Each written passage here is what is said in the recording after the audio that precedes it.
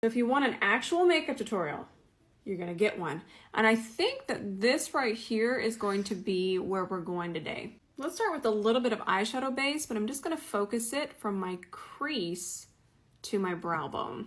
So we are gonna palette hop, but I picked one that's more affordable. We're gonna take this warm shade and we're gonna press that into the crease. Again, please do not worry about getting this on your lid space. We can clean that up later.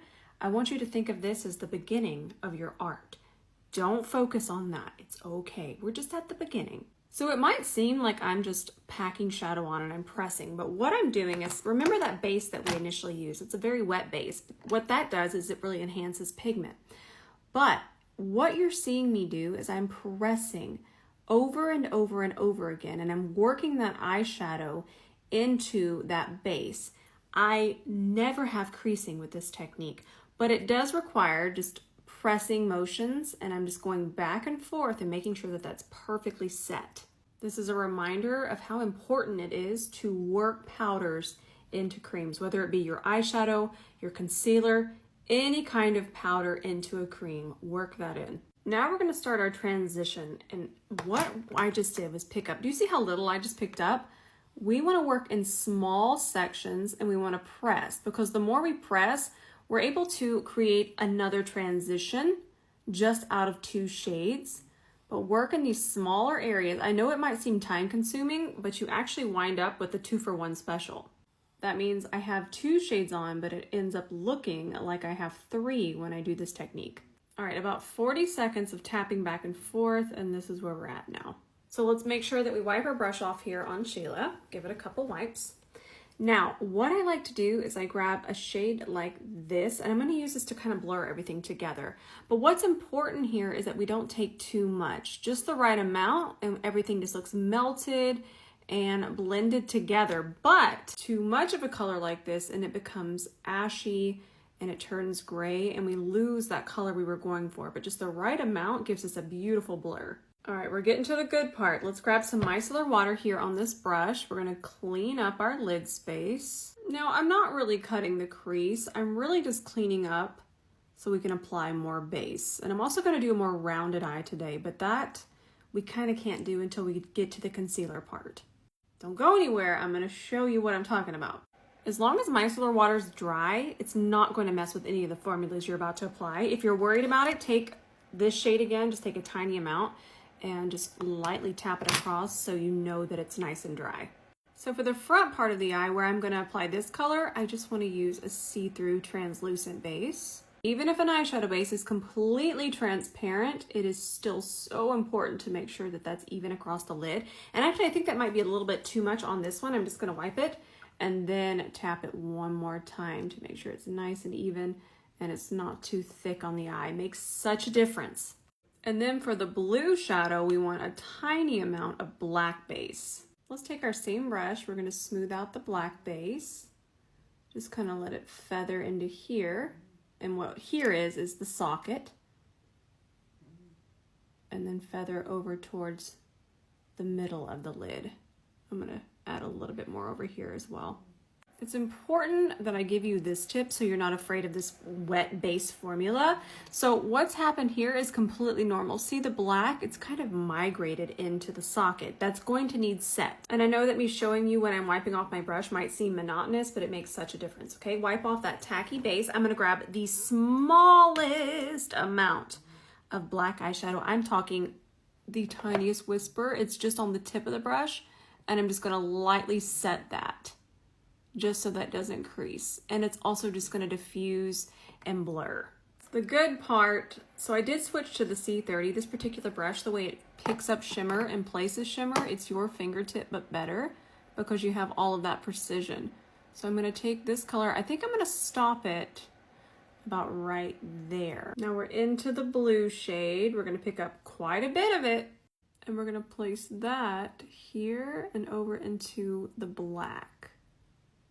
Oh my gosh, this is so pretty. I love makeup so much. You can see that you can see through the blue there where we didn't apply the black base and just how more intense it looks on the black base. Now we're just gonna tap a little bit all over everything. I don't have anything on my brush.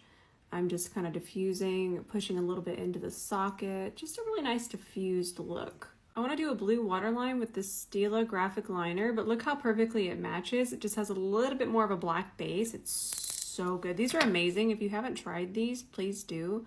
They're a little bit more on the spicy price side, but they're incredible and so pigmented. So I'm using this dual-ended liner here from Stila. It's got obviously two sides to it, but I'm using the smaller side just to do a really thin line.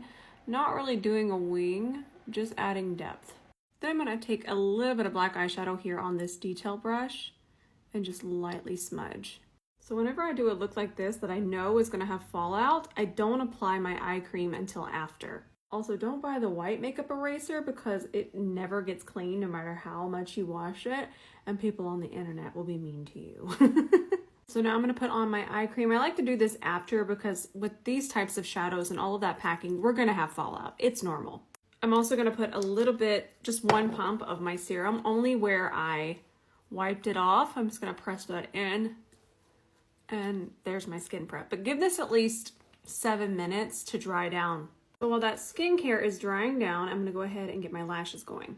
Usually by the time I get my lashes on, it's going to be the perfect amount of dry time for that skincare.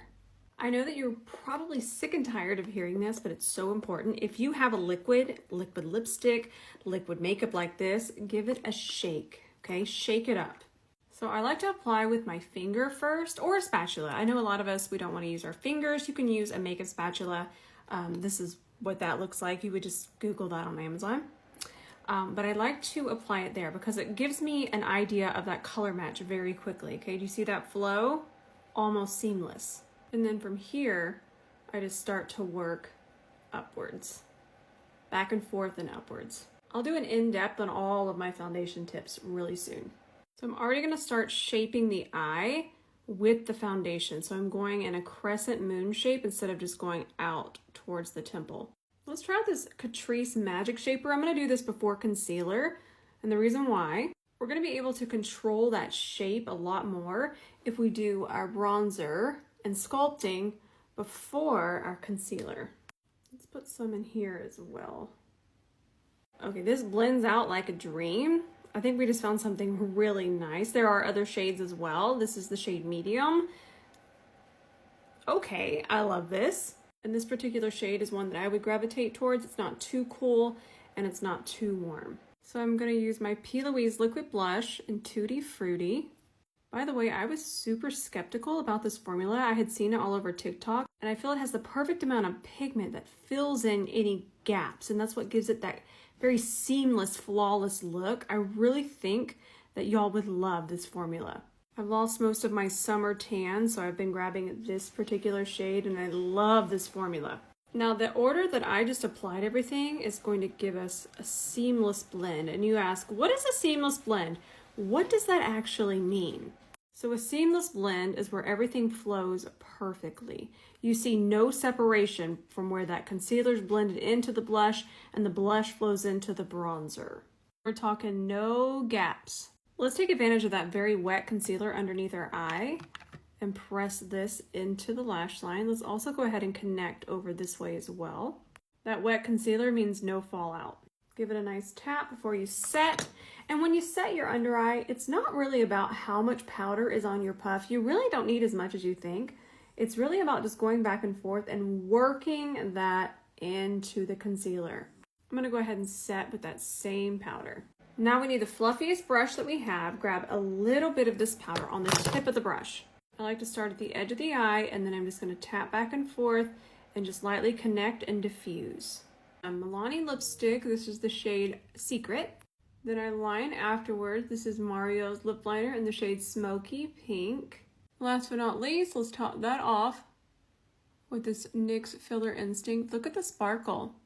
You have to see the shadow in low light too. Isn't this fun? All finished, and if you made it to the end of this video, thank you so much for watching.